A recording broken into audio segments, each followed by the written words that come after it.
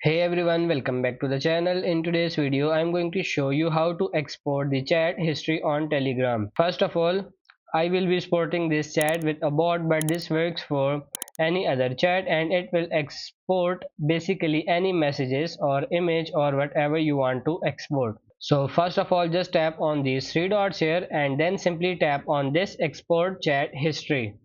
So just click on it and now you need to select what kind of messages you want to export.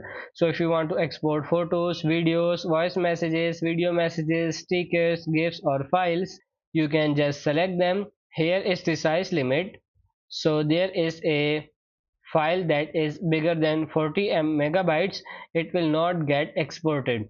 So in my case I will just leave it for 30 for example, or 35. You can select the format, you can select between HTML, JSON or both. I'm going for HTML. Then you can select the path of where you want to save this HTML file, and I recommend you to export from the oldest one to the new one, but you can change it however you want. So now let's just export and this will start loading and it may take longer depending on how many messages there are.